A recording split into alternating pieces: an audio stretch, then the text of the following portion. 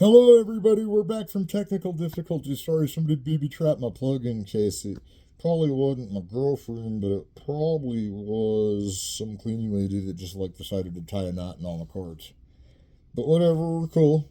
We're cool. She's probably just jealous that I have a class and she doesn't. But I'm teaching this not to brag. Although I was just getting done talking about my D.W. Griffith chair and how I would turn it over to Richard Schickel. And this is part 2 of the first day of class back to Masterclass YouTube. And we're not going to take the time to record the whole thing over as though I thought it would, because we were right on the 30-minute mark. So we can take that as a half of a class, and I'm going to not count this as one class, but these 2 episodes will be one class. So if you've come to this one, and I've said this is YouTube Masterclass, Coursera, USC, Calarts, and the film school at Harvard, it's $375 D.W. Griffith class if you signed up for it. The first one's kind of an intro. It was weird because I had a last-minute rescue I needed, and it didn't happen. Like it was apocalyptic ending. It was Hitchcock in here. Nothing got broken. Everything's fine. My Steely Dan record is still in shape. Now I don't even want to tell you where that name comes from. Talk about controversial. Now this isn't, though. This is the Girl That Erupted soundtrack. We're just showing off things that didn't break in that fall from one side of the room to the other. And I apologize for that. That was like my Buster Keaton moment. Because I was trying to get this thing to keep charging while I'm talking because somehow my battery got sapped. It was probably by playing Dungeon Master all day. I apologize. And we're on the subject of D.W. Griffith, but before we go back to Birth of a Nation, it's like I said, I wrote this BFI book that was like structural, post-structural. So what it is and what it stands for, representationally. And representation is like one of those philosophy of film terms that I was going to teach in philosophy of film, and it's like, where do you recreate an image, usually mechanically, to authoritatively replace the original image, which was taken from the original source. And you can totally put the quality of picture and quality of the way the picture is going to be in greater form, you would think, in a mechanical reproduction. Although they say painters in a certain way haven't been plastered over, and they still have ways of forming colors however they want them to, lucid and bright, or completely wild and frilly, or impressionistic, where it's like dabs of paint or throw a paint against the wall. I've seen painters do colors that are almost impossible to get. So I don't really know that just because you're filming it from a camera, you're going to get quite the range you get as a painter. But if you're on a camera and it's mechanically reproduced, there is a boundary to all mechanics, although the mechanics don't really make sense to me. That a camera, and Griffith had designed a couple of cameras. I mean, he was the real deal. I mean, Edison ended up just being a patent grabber. He hired the first people to do films, right?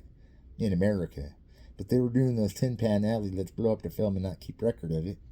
And then when people started making money off of it, around the time that Griffith was making Judith and Bethulia, they'd launched this movie From Manger to the Cross, and it's the first feature film as well as Judith Bethulia to come out.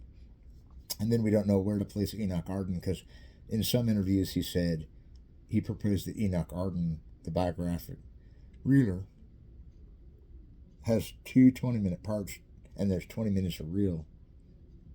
And that would make it a 40-minute movie and make it the first feature film of America. But because Enoch Arden came out in like 1913 or 1912, maybe even 1911, 1912, and it's like, well, hang on, you know. And then Birth of a Nation is his first feature, but by then there'd been features all over the world, I was explaining a few minutes ago.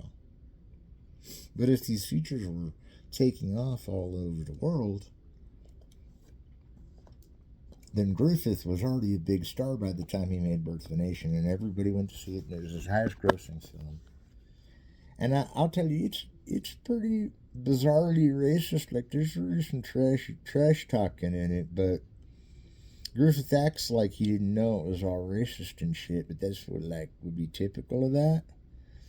But I support the movie on one level. I don't really think that just because it's racist means it shouldn't be a movie. Like, that's like saying almost no movie should be made. Because, like, if you just take a movie out of context and say, well, we should ban this movie on racism, and then next thing you know, you're banning Mark Twain, and I'll tell you, and I'm having technical difficulties struggling here again with this booby-trapped cord. And I don't know what to tell my fans other than don't move here because you'll get a booby-trapped cord when you least need it. Anyway. Alright. I think that's so weird. This is getting weird, and I'm hoping not to have to postpone, but I've got this strange lag on my battery time that something's shorting out in my room, and I don't know why the plug is shorting out. This is slumming it to Griffith. This is the end of the struggle where the alcoholic is finally reformed and his technology to present Masterclass doesn't work. No, I'm kidding. All right, so we're talking about the biograph. So that had made him such a big star that by the time Birth of a Nation came out, everybody was anticipating it. They're all going, hail to the chief. We love D.W. Griffith. This is freaking BAS. And nobody really accounted at the time at how racist it was. But I wonder, there are racist movies like, where the racism plays in an interesting way. Because I was just thinking about this. And we're going to do a class next semester on Quentin Tarantino. And that one's going to be a lot happier than the Griffith one because Tarantino is kind of an optimist in the way his films turn out, only because Pulp Fiction is this way crazier, more violent movie than Birth of a Nation. But the racism doesn't come off as racist because it's always something going wrong whenever racism emerges in a Tarantino film or profanity in general that can seem overused, but the extremities of the situation going on screen in Pulp Fiction match the extremities in language that they're always handing you, these extremities in language. And you're like, well, in his case, it's an exaggerated, like, melodrama, like Griffith, where he's so realistic about what people think about it that he at least plays the race off in a different way than Griffith and makes it like a bad sign. It's a bad omen for a Tarantino film for someone to even use the N-word, unless it's Sam Jackson, and he doesn't mind because African Americans, they can say the N-word to each other and we don't know why, and we don't have to ask if we're not African American why they can do it, no one else can. Give them the freaking courtesy of their rule. How hard is it to follow that rule that they can say it and we can't? Is that really hard? Because I don't got a problem. But I really don't got a problem with Griffith, really, after all, because he's kind of a Tarantino type and he's showing these really hostile conditions that existed in the South and doesn't really exaggerate. But what ruined the film for me and compromised it totally wasn't really the racism, is that he sold it out to the White House. Woodrow Wilson got final cut on the movie. I thought it sucked after. I mean, I'd love to see the cut before the White House got to it, the edited version Griffith did. It's probably a kick-ass movie. But by the time he gave it to the government to recut, it's like Reefer Madness, the slave film. And he hated Reefer Madness for being so propagandistic. And I'm like, isn't The Birth of a Nation like the beginning of propaganda in general? I don't mean to cut down on Eisenstein or anything, but didn't he get all his ideas from intolerance? Which was apologizing for Birth of a Nation. It's like, you already planned the apology film and you don't think it's offensive? How long were those two planned to be back to back? It's that whole Hollywood thing like, oh, I'm using intolerance to apologize for Birth of a Nation, but that's a publicity stunt because Birth of a Nation is going to be racist and intolerance will not allow us to be slaves anymore of our own mind or soul or bodies or a small apartment where kids are getting taken away or whatever.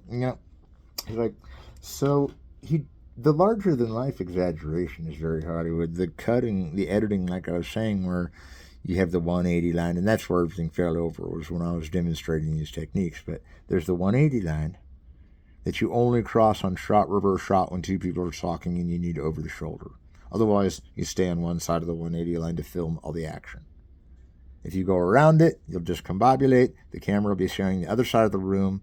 It'll be like that shot we saw where I dropped the camera in the last class and then came back to this one. We're still going, is this guy really Masterclass? And Of course, some people are laughing. I'll be like, well, whoever laughs last best, because I think this first day back to school is going awesome, and I got no complaints that it's blocked up into 2 classes. That gives me 20 more minutes to talk to you about this first lecture of D.W. Griffith. So why do we talk about D.W. Griffith if not everybody needs to know about it? Well, this is a college course on cinema. It's not that nobody needs to know about it. It's just that, like, there's a lot more scholars than me on D.W. Griffith. So huge area of field of study, and nice as it is to think I'm the expert on the subject, and I read all the articles about it. It's a regularly talked about topic in film school, and it's been written about a lot. And even searching for The Birth of a Nation that I'm connected to, you have to put in my name with it on Google. You put in the regular title, you get writer after writer, and a lot of them are really high quality. I mean, who am I to judge? They're all really high quality writers about these high quality things, and most of them I agree with that it's racist till it sucks. But then I kind of look at the Pulp Fiction like thing where it's like, sucks that I'm a racist. And then if I look at Birth of a Nation and say, well, Griffith's talking about history, there's one other piece to the puzzle we got to take into account. That is The Proud Kentuckian, which is a great film that the silent film geniuses of BFI had discovered when excavating the film. And Griffith was about to shut down operation on all his cinema. But when that was going on, but I was telling you about Griffith's film that was generating all the press, and that wasn't just Birth of a Nation, but Birth of a Nation has acquired the most press. Like, I've written on Hearts of the World, which is 3 years later, and chronicles the pilot of World War One. Avenging Conscience came out before Birth of a Nation, and it's a feature after Judith of Bethulia. So Birth of a Nation being the first feature is not true, because you have Avenging Conscience, Judith of Bethulia. Look, we don't have to remain steady on this film, because honestly, I think that's the solution, is that it would have been a great masterpiece, but he handed it over to Woodrow Wilson to edit. And I'm not saying Woodrow Wilson was horrible in every way, but why would he know anything about editing a movie? I've met some people that have edited movies that, like, just learned it on the spot and just chopped it up. It's wild. Like, an advanced editor didn't even know it. But these movies like Intolerance, they would send them to these Russian film clubs, and these Russian guys would re-edit Tolerance back into 4 separate movies. And when they re-edited it into 4 separate movies, then they're really learning how to make propaganda just by cutting cool shots together, or it's a shot of something and then an image of something. But I can't help to think that we can't overlook a racism in a film, because we overlook a racism in every film. Not saying overlooking to ignore. I mean, just don't worry about it. Like, the racial context is obviously for the racist audience, and I'm not the racist audience, and I still love the film. You know? And I don't really care if it's one of those, oh, the South saved the Southerners, because in a lot of ways the South were the vigilantes that had to fight those aftermath battles. But the valorization at a time when African Americans were barely even through to the point of segregation was a bad idea. But The Proud Kentuckian has Griffith filming these Klansmen that force this guy to join the Klan. He runs away, doesn't want to join, so because he doesn't want to join, they kill him. Now, this is a negative Klan view. But in Birth of a Nation, he's saying, well, but the Confederacy was all destroyed, so who else but the military who are the Klan?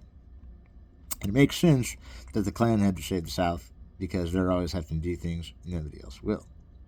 It kind of reminds me of D.W. Griffith landing on Dachau, being braided as this neo-Nazi, and totally getting PTSD from watching all his Jewish friends get hacked to pieces in a Holocaust. So Griffith was taken off stunt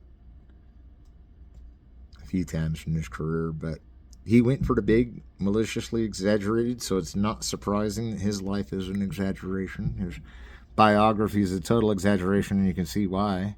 Because all of his films are totally exaggerated. And like Avenging Conscience doesn't even get out of the realm of melodrama, and we see that there's kind of a horror film. It's like the Faust story about this guy that gets like basic signs of soul away for like pleasure, love, and happiness, which is like something we can find with or without our soul. But like the Griffith idea is the more Hollywood style, where he loses his soul at the end, the devil wins, and he got to experience this fun stuff, and it was kind of real because the devil was kind of making it happen for him, even whether he was imagining it or not. But he's really not imagining it, because the film assumes that Faust has talked to the devil, or actually Mephistopheles, which is an incarnation of a spirit of the devil. And I think that it's strange that Griffith went from Zionism with Judith of Bethulia, which is has this kind of chariot race, to Ben-Hur. And I know Fred Niblo did Ben-Hur in the 20s, and then there's Charlton Heston's William Wyler Ben-Hur in the 50s. But Judith of Bethulia kind of anticipates that those chariot races. And then you see those chariot races turn into the pod race in episode 1. Hey man, cinema history is connected like that. They throw up signs and signifiers long knowing that sometime in the future a film's going to homage it. Because they were homaging films back in the silent era when they were short films. Like, they'd be like these 5-minute films, and they were already homaging the Lumiere brothers so much that they finally did The Great Train Robbery instead of the train arriving in a station. And you can see how that went from documentary to narrative fiction film real quick in the early developments of silent film that Griffith was all involved with, because I'm sure he was somewhere close to the set of Great Train Robbery, but that was Edwin S. Porter. And like I said, most of classical Hollywood cinema really comes from The Great Train Robbery, but a lot of it, like matching on action, is so solid that you can match on any action in the frame. So like a guy's raising his hand, you switch the frame to out here, it's still the guy raising his hand, you can make the frame, and it's such a precise editing move that it made editing seem invisible, because you're not paying attention to the editing at all when you watch a lot of these classic films, because they're not drawing attention to the editing. They're not saying this is how the film is edited. They're just doing these match on actions. There's no better way to make an invisible movie edit than to do a match on action from like the same, but usually has to be on one side of the 180 line. And that's how classical cinema kind of developed from D.W. Griffith's films up to D.W. But it's the institutional mode of representation, and there's that word again, which means what Griffith did, or the general mode of representation, what Griffith did. But there's the primitive mode of representation. And the primitive mode of representation is like and this is the last thing I'll say in class. They've got the Fireman movie that Porter made. It's one of his first movies, and they've got these real firefighters going into like this simulated fire, and they get this kid out, and it's kind of a set, and they're just like recreating it, in like a Hollywood learning way. An American Fireman. He goes up the rope, and it's a shorter film, because a lot of those early films, even in Biograph, were trained to be these short films until Cabaret and even Inferno and The Story of the Kelly Gang and all these international films were becoming features, and Griffith's like, well, I can get it with Enoch Arden. They're all competing, friends competing, like the American international scene. And so the American Fireman goes up this rope, and the rope starts burning, and like you see this like almost jump cut, and it's not intended to be a jump cut, but he's way up the rope in the next cut, and it doesn't make frame sense. And then somehow in the edit bay, they took out the chunk between where they stopped filming and started filming again, and matched it on the same spot of where the action was happening. And all of a sudden you have these two shots that look like one shot, because it just looks like he keeps climbing the rope. It doesn't look like they stopped it and went further up. And that was the first time that match on action had really even accidentally been discovered, and Griffith learned from that maybe because he was on the set, a lot of those old silent film notes are hard to find, but I did hear he worked pretty tight with Porter to be a way to get away from Edison, because he'd be like, well, I work for Porter, not Edison. Strange story, because Porter wasn't as rich as Edison. Edison was very influential in the film world, did a lot of strange things with film. Don't really like him much, love D.W. Griffith, kind of mad that Birth of a Nation's dated with racism, kind of don't care because other movies are way worse. Just because the Klan are the good guys, I mean, I'm not really offended by that.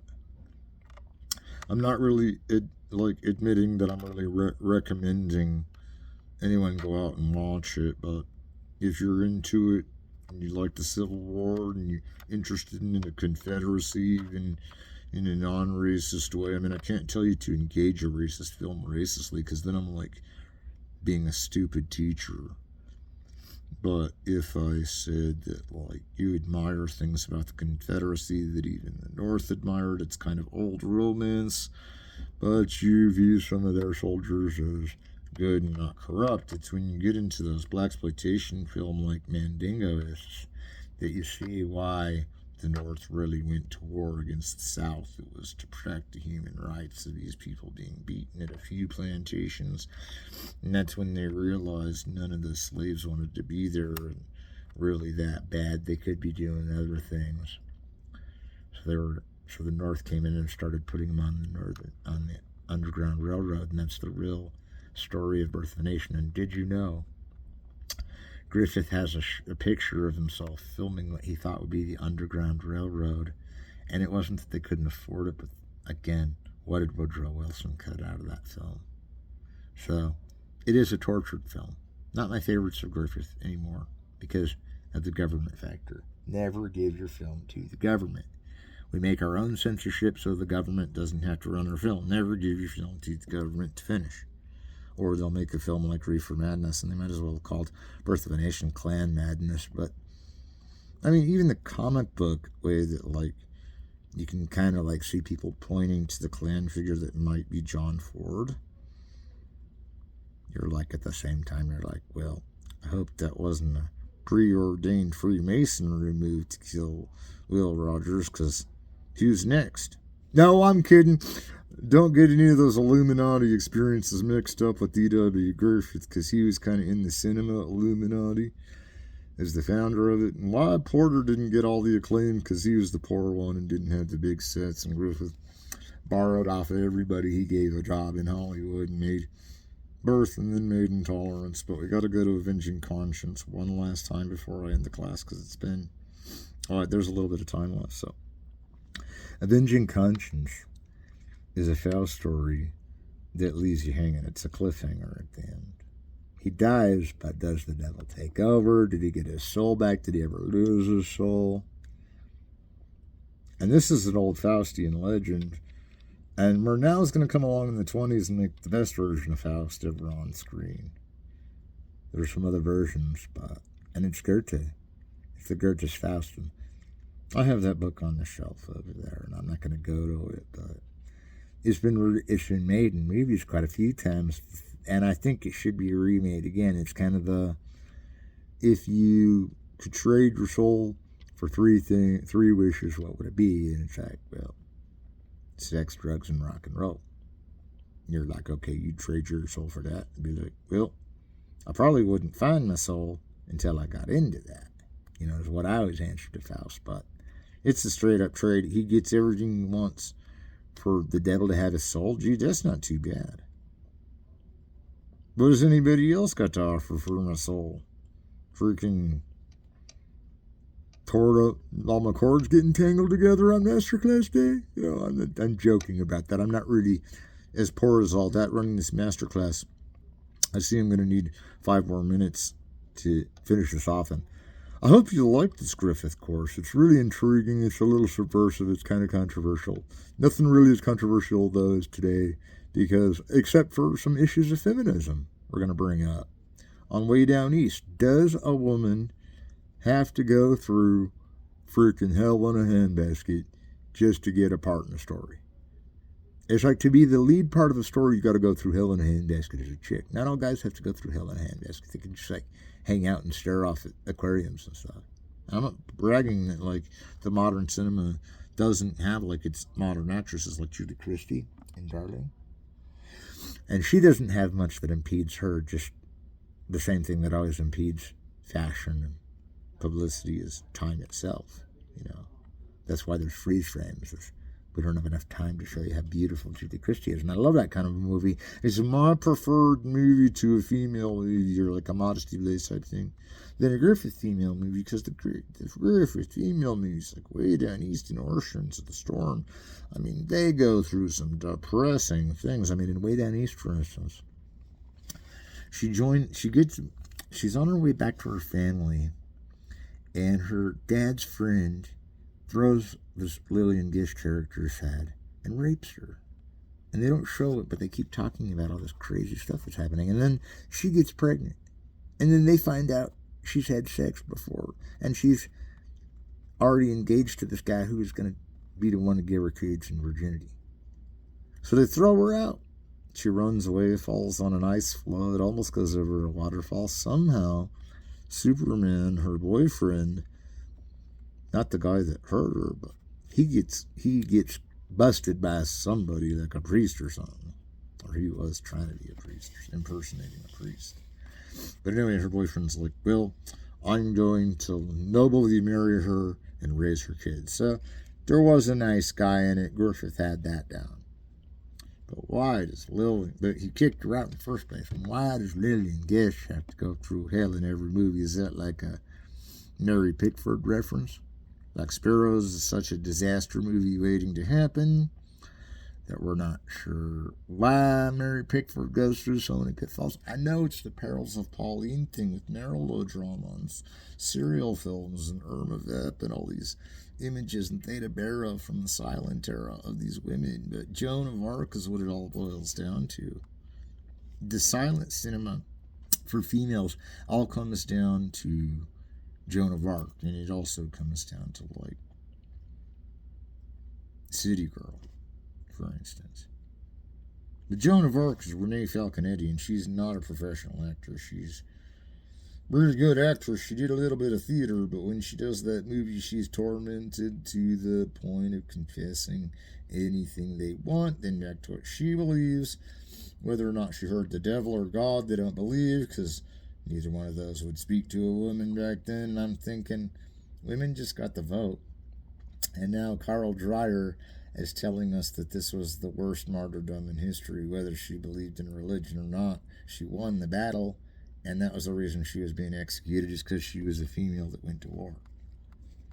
And this is the ultimate tirade of where a woman has to face conflict that wouldn't be seen again till like Godarded Weekend, and left that chick with all of her half-eaten husband. That was pretty bad predicament. Some of those Hills Have Eyes ones kind of copied that. You can see how these predicaments were more like hilarious in the later exploitation film, because they'd show how unbeatable they got that blaxploitation coffee could still gun down 5 Klansmen with one shot. Is really what's missing from Birth of a Nation, is it seems one-sided. Am I wrong? I don't really mind that they side with the South. I'm cool with all these movies from the Civil War siding with the South. Not necessarily the ones that side with Custer, but the South I'm okay with. And the North ones I'm okay with. But the Griffith one was trying to be balanced. They handed it into the government. This is the end of my first Griffith lecture. We're going to be teaching Griffith for a semester, 15 more classes of this. Don't dread it too much, because there's way more information than we have time to tell it in. And we're barely on the filmography itself. We're barely just getting to intolerance in the story, and we'll be hitting on every subject on the way. But ask yourself this question, and maybe I'll get back to it next time, maybe I won't. And it's like, is there a reason besides constant conflicts and climaxes in a melodrama that the women have to face such adversity? Is it that we like the fallen, broken woman to be the rescuer of her in fantasy mind? That way we can say we loved her most because we rescued her, in Birth of a Nation, it's like, who rescues her? And who's she in love with? Someone from the other side of the country that was going to kill her earlier. And Broken Blossoms and all these relationships, finally, these failing melodramatic relationships. The Way Down East one kind of ends bad because he helps kick her out and she almost dies on falling off a waterfall. Orphans of the Storm has an unhappy ending. Orphans of the Storm has an unhappy ending intentionally. But at least the sisters survive it. One of them is blind the whole time. It's Lillian Gish and Dorothy Gish in the same film. And then Griffith was friends with Lillian Gish, and she wanted to be in his movies, and she'd heard about him ever since he got picked up by an eagle off a hill. And I don't get that movie, why there's an eagle picking him up off a hill and why he was an actor in that. But Edison had some curios in his collection. At least some of his films were kind of subversive because they're accidentally Salvador Dali-ish. And I know most film historians would disagree that he was an artist at all, but he really was an engineer of some equipment that he'd already seen engineered, maybe. Inventor of the patent, but not the patenter of the movies.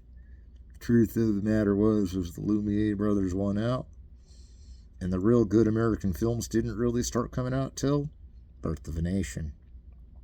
Because now everybody wants to make their kind of personal film, and it all winds up with Erich von Stroheim in Greed, where he makes the 8-hour film and the studio cuts it down to 2. And for more of that story, join me in the next Masterclass. Now, I know we've discussed some of this, but we really got deep into some of the movies of D.W. Griffith, and I hope we can get deeper and we can learn a new understanding. And hey, if you're offended by like the slavery happening, then I agree with you. Don't just like disregard this whole piece of it. And if you heard it on because you thought the Masterclass was going to be something else, I apologize because I had announced the Film and Philosophy course. But that's too advanced from where I'm going to be teaching in like a year from now, maybe, is Film and Philosophy. But I'm doing a couple auteur studies this year. I thought I'd make it better because an auteur is a director who leaves an impression on every bit of the film.